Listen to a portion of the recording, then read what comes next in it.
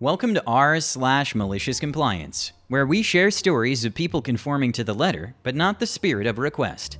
Thank you, friends, for subscribing to the channel, and for so many likes. The first story. Motivated by a teacher's insult, I outperformed my classmates, earning the right to enjoy games on my iPod Touch. The second story. After my manager restricted my extra hours, I adhered to the limit, resulting in the project's failure. The third story. Employees rebelled against the new manager's cost-cutting measures, resulting in a significant drop in productivity. And the first story is the time I pulled an act of malicious compliance on my teacher. Time frame. Back in my school days. The story. Back when I was doing my GCSEs here in England, I had a fantastic maths teacher. Before I get into that, I need to provide a bit of context. Since I was 9 years old, my parents put me in a private school. This was because the school was very close to my dad's workplace. My dad, a doctor, couldn't send me to a public school because of the distance to it, which was over 20 miles, I believe, to my closest public school, hence why they placed me in a private school. This is not a brag in any means, so please do not consider it so. Moving on to year 10, which is the first year of GCSEs in England. So in our school for GCSE, your core subjects, which are maths, English, language, and literature, and a language. With the core subjects, a role of my school was depending on your ability and grades in tests shown in your previous year, year 9. You would be assigned to an appropriate class. The classes for the core subjects were arranged in order of abilities of the students. I was somewhat good at maths, so I was placed in the advanced maths group. This group contained kids who were good at maths and were predicted AA in the exam at the end of the year. Skipping ahead to 2 months before the main exams, and the mock exams are coming up in order to prepare us. My family have always pushed me to do my best, so in order to not let them down for supporting me, I was willing to put in the effort, plus I enjoyed maths as well. The teacher again was one of my favorite teachers in the place. He was the macho, hardcore, well-built person, and the kind that goes on expeditions to Everest, or insert any other tall mountain here. He was not only my personal tutor, but also my leader for a program that is run in the UK, known as the Duke of Edinburgh Award, D of E. It's an understatement to say I admired him as a teacher. So in the advanced class, in preparation for our exams, the school provides us with past papers, of which you can request more should you need. These papers came in packets of 5. This packet is supposed to last you a week, relevant later. Our teacher makes us do them in class to work on, during which he focuses on his work with the D of E award I mentioned earlier. So that's everything for the context, now on to the malicious compliance. Cast. Me, yours truly. Robert/Rob, cool teacher. Rob, at start of the class, in the beginning of the week. Okay, begin working on your packet of papers.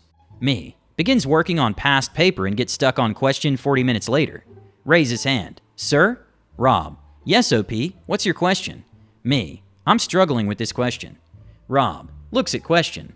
OP, why are you stuck there? That's such an easy question. You could have been doing something else by now. Me, slightly irritated, as I felt like he called me dumb with that statement.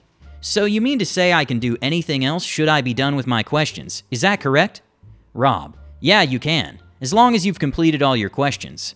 Proceeds to explaining to me how to do the question. Me, thank you, sir, I think I understand it now. Still irritated. So this is where I begin my act of compliance. So when I went home, under the guide of homework I began working on the packet.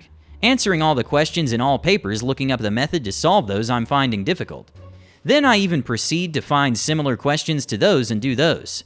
At 9 p.m. I'm done, after starting straight after I got back from school at 4:30 p.m., with all the papers and all the questions, including the one I was struggling with. The following day I bring my packet of test papers and sit down. Once registration is done, the teacher tells us again to begin working on our papers. At this point, I bring out my iPod Touch and my headphones, as those were allowed in class, as long as you don't distract others with your music, and begin playing games. Halfway through the class, one of my classmates next to me asks him a question regarding one of the questions in the paper. When he walks over, finishes helping my classmate out, and proceeds to walk back, he notices me playing on my iPod. This is the conversation that proceeds. Rob, OP, why are you playing on your iPod? Why are you not working on your papers? Me, oh, I'm done with my papers, so I thought I could play games whilst I wait for class to end. Rob, all of them? Me, yes, all of them. Rob, I don't believe you. Show me your packet. Me hands over my packet and Rob proceeds to mark through the papers. Rob, you really did all of them? When? Me. At home. You never said we could not work on these at home. Rob. No, I didn't. You're right. But you know that once you were done, you should ask me for more papers? Me. Sorry about that, Rob. Won't happen again. Rob goes to the teacher's office to grab me a new packet to work on. If you think this is the end, oh no, it doesn't end there. So the process of me working on the papers continued, and 2 weeks later I managed to finish all the packets. The Friday of the second week. Me. Rob, I finished the last packet you gave me. Can you check it over? Rob. Yeah, sure. Hand it over. Proceeds to marking all 5 papers using the mark scheme. Well done, OP. You got 95+% in all the papers. Me. Oh, good. So what's the next paper pack I need to work on? Rob. I don't have any more. You finished all of them. All 50 papers that we prepared are finished. So for now, work on this exam paper in the back of this book. Brings out old-looking maths book and hands it to me. Me. Okay, sure, no problem. Begins working and finishes paper in an hour. I'm done. Rob. That was fast. Let me see. Checks over the questions and marks them. 100% amazing job, OP. Me. Thank you. So considering the fact that I won with all the papers you provided me, can I play now? You did say I could do anything once I'm done. Rob relents. Yeah, sure. You managed to do everything and finished all questions. I think you'll be fine for the exam, so go ahead. Can I ask you one thing, though? Can you help your friends and classmates should they have any questions? Me. Sure, not an issue. Puts on my headphones and begins playing GTA Vice City on my iPod. That's the end to my tale of malicious compliance on the teacher. I ended up helping a good portion of my friends and classmates since I was so far ahead of my friends in terms of the papers and questions during those classes. But mainly I spent a good portion of time playing games. Surprisingly, when it came to the mock paper, I also got 100% in that, followed by the main exam, in which I got 97%, otherwise an A. As I was helping my friends out and was performing well, Rob didn't ever bother me again, but I did continue practicing a good portion of questions from another maths textbook I had. The second story is, only work the allotted hours on the project? Okay, let's watch it fail. Several years ago, I worked in an organization where I managed several projects. For most of these projects, I had a team to help meet deadlines. My time was split up between these projects in percentages that dictated how much time I could work on each. On one of these projects, I was alone and was allotted 20% of my work week to work on it, 8 hours. I liked this project and my contract head from the contracting organization, so I often worked much more than the 8 hours. Pretty often, it was around 20 to 30 hours extra a week for this project. Yes, I asked for help. Yes, I asked for more time on the project. Both requests were denied, as we didn't have the people for it or the money. No, I was never paid overtime. Seeing as I was working so many extra hours, often very late into the night, I occasionally asked my manager if I could come in a few hours late because I had been up until 3 to 4 a.m. working on a deliverable. At first, this request was accepted, and I would come in late and leave late. After the 6th or 7th time, my request started to get declined with my manager saying, they don't need the deliverable at 4 a.m., so why are you working that late?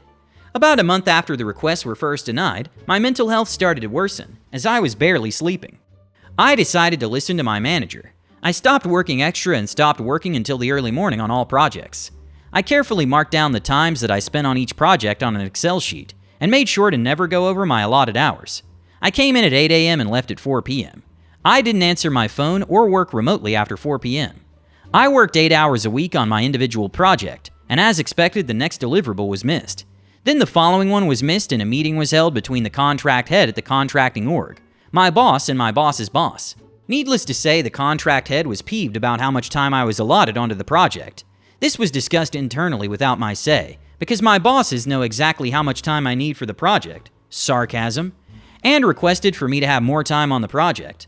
My boss raised my hours to 16 a week and continued to decline my request to have somebody else work on it with me. I put in my 2 weeks at the end of that week. Fallout. I trained a buddy on the project during those 2 weeks. There was no way that he could learn all the small details that I had learned over the past couple of years in the time I had left there. I apologized to him, and he understood and told me not to worry.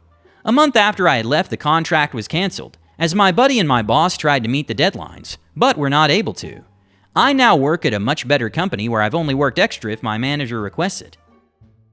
The third story is, take my time over breakfast? Okay. Many years ago, I used to work for an SMB managed service provider as a repair technician in London. I was repairing desktops, laptops, and printers. It's pointless trying to drive in central London, so the company would reimburse us for our monthly public transport ticket. As a result of this, we couldn't really carry spare parts with us like the guys with company cars elsewhere in the country, so they would get delivered to site. The usual routine was, go to the office in the morning and collect the parts for the first call. Then ask the store's clerk to arrange delivery of the rest of my day's calls to site in a set order. This would be the order that I had already planned to attend to travel for the day, so the parts would get there before me, and I could crack on with the first one, whilst they were being delivered. I'd usually be on site for the first one by 9:30, and would frequently manage 6 or 7 repairs per day. Obviously, this would depend on how much travel was involved, but all the techs would divvy up the calls first thing in the morning so that none of us were running around the city too much, and we were mostly based around one area for the day. We each had regular clients where we'd often go 2 or 3 times per week and knew the IT teams involved. Anyway, the MSP gets bought by a bigger MSP. We're told not to worry. I know, right? And that nothing would be changing, as we were one of the most productive regions in the business. And or a bit, it was everything as normal. Then the manager announces that he's leaving. I bumped into him about a year later at random, and he said that this was due to politics. A new Golden Boy manager is parachuted in from up north to transform us. Apparently we might be the most productive team, but we weren't the most profitable. He devises several methods to decrease costs and raise profitability.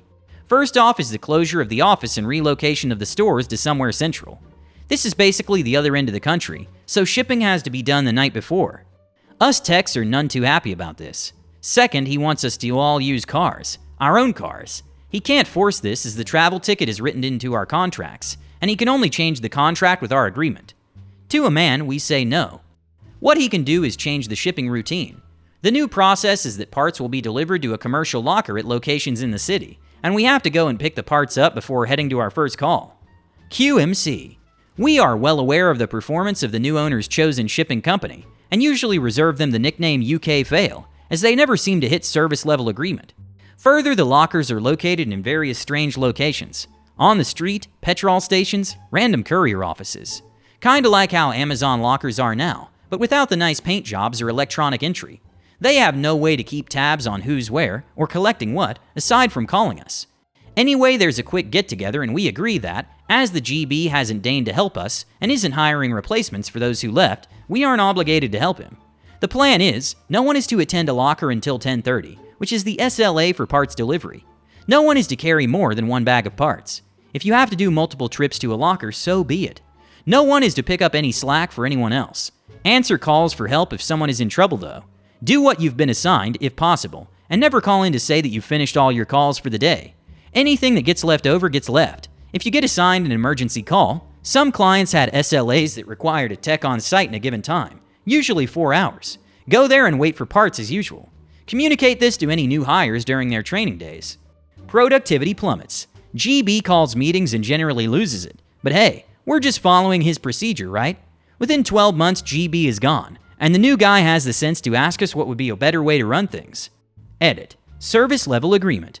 Basically how much has to be done and how quickly. For a courier, this might be next day, before 10:30 or before 900. For an MSP, it'll usually be attended within X hours and or fixed within X hours, with a price commensurate. Thank you for watching. Hit the like button and subscribe to the channel.